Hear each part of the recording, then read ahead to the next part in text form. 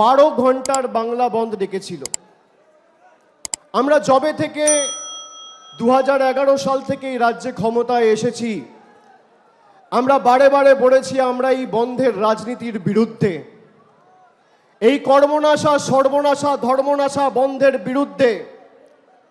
বাংলাকে যারা অচল করতে চাইছে সেই রাজনীতির বিরুদ্ধে। আমি অনুরোধ করব ভারতীয় জনতা পার্টির বাংলার নেতৃত্বকে যে প্রতি 28শে আগস্ট আপনারা পারলে একটা করে বন্ধ ডাকুন। আপনাদের বন্ধকে কি করে প্রতিহত করতে হয় বাংলার মানুষ জানে। আজকের সমাবেশে যে সংখ্যায় ছাত্র যুবরা তরুণরা এই সভাস্থলে মেয়র রোডে এসে উপস্থিত হয়েছে, আমি মনে করি বিগত দিনের প্রত্যেকটা 28শে আগস্টের প্রতিষ্ঠা দিবসের কর্মসূচির রেকর্ড আজকের এই সমাবেশ ভেঙে দিয়েছে। এবং যত বাংলার বিরুদ্ধে তৃণমূলের বিরুদ্ধে কুৎসা হয়েছে, অপপ্রচার হয়েছে, চক্রান্ত হয়েছে, ষড়যন্ত্র হয়েছে, তৃণমূল কংগ্রেস তত শক্তিশালী হয়েছে। আমরা বিশুদ্ধ লোহার মতো সেই লোহাকে যত আঘাত করেছে, যত তাতিয়েছে, যত পুড়িয়েছে, যত প্রহার করেছে, সেই লোহা তত শক্তিশালী হয়েছে। একটা দুর্ভাগ্যজনক ঘটনাকে কেন্দ্র করে যেখানে সারা ভারতবর্ষের মানুষ আজকে বিচার চাইছে,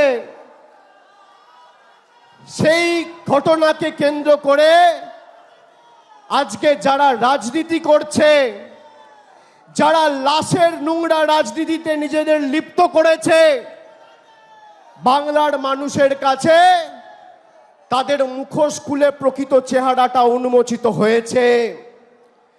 যারা সন্দেশখালি করে মহিলাদের মান সম্মান সম্ভ্রম 2000 টাকার বিনিময়ে নিজেদের স্বার্থ চরিতার্থ করতে দিল্লির বুকে বিক্রি করেছে, তাদের নারী সুরক্ষা নিয়ে কথা বলার অধিকার নেই। যাদের আমলে উন্নাও হয়েছে, কাঠুয়া হয়েছে, হাতরাস হয়েছে, বদলপুর হয়েছে, সেই নারী বিরোধী নারী বিদ্বেষী ভারতীয় জনতা পার্টির কাছে বাংলার মানুষকে রাজনীতি করা শিখতে হবে না।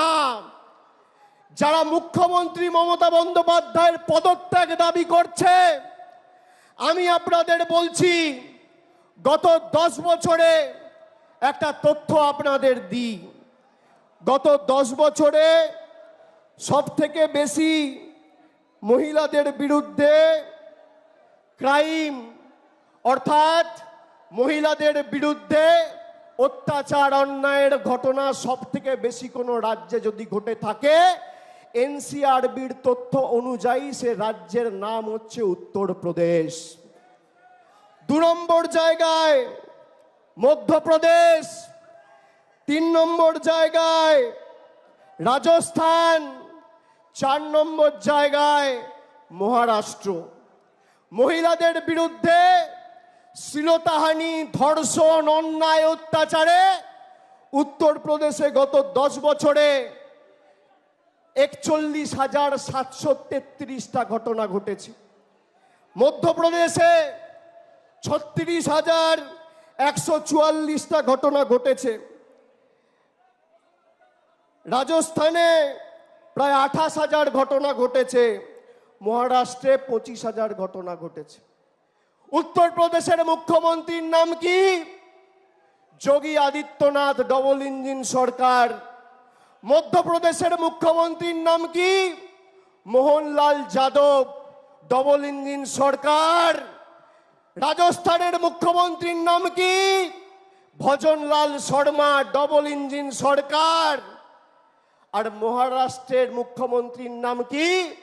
একনাথ শিন্দে, ডবল ইঞ্জিন সরকার। ক্যামেরার সামনে অন রেকর্ড বলে যাচ্ছি, পারলে এই 4 জন মুখ্যমন্ত্রীর পদত্যাগ দাবি করবেন, তারপর মমতা বন্দ্যোপাধ্যায়ের দিকে আঙ্গুল তুলবেন। ক্ষমতা আছে,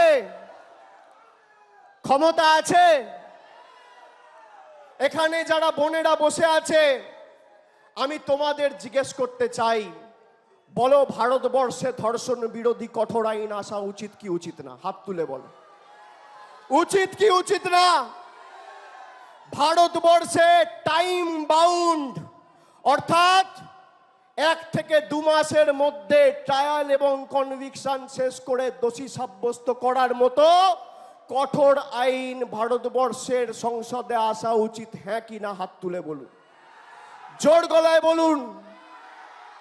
বিজেপির নেতাদের বলবো, যারা নবান্ন অভিযান করে মুখ্যমন্ত্রীর পদত্যাগ দাবি করছেন, সাংসদ অভিযান করে ভারতবর্ষে ধর্ষণ বিরোধী আইন আনার জন্য নরেন্দ্র মোদীর কাছে দাবি জানান। ক্ষমতা থাকলে স্বরাষ্ট্রমন্ত্রী অমিত শাহর কাছে দাবি জানান।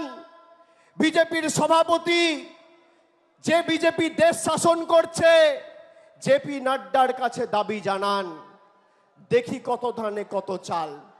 আমি আপনাদের বলছি, এদের ক্ষমতা নেই ধর্ষণ বিরোধী আইন ভারতবর্ষে আনবে। তার কারণ, যদি ভারতবর্ষে এই কঠোর ধর্ষণ বিরোধী আইন আসে, তাহলে সব থেকে আগে জেলে যারা যাবে তারা হচ্ছে বিজেপির লোকজনেরা। সব চোর, ছেচোর, চিটিংবাজ, মাতাল, পাতাখোর, খুনি, ধর্ষক সব বিজেপিতে।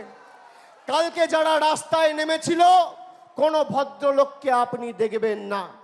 এমন এমন ছাত্র কালকে রাস্তায় নেমেছে, আমরা দেখেছি। কেউ বলছে আমি বিএসসিতে সায়েন্স নিয়ে কমার্স পড়ছি, কেউ বলছে আমার 23 বছর বয়স, আমি 11-এ পড়ি, স্কুলের নাম জিজ্ঞেস করছে, বলছে ভুলে গেছি, জানি না। এই হচ্ছে বিজেপির প্রকৃত চেহারা। 14 তারিখ বাংলার মায়েরা, দিদিরা, বোনেরা মেয়েদের রাত দখলের ডাক দিয়েছিল। আমরা সেই লড়াই আন্দোলনকে সম্মান জানাই।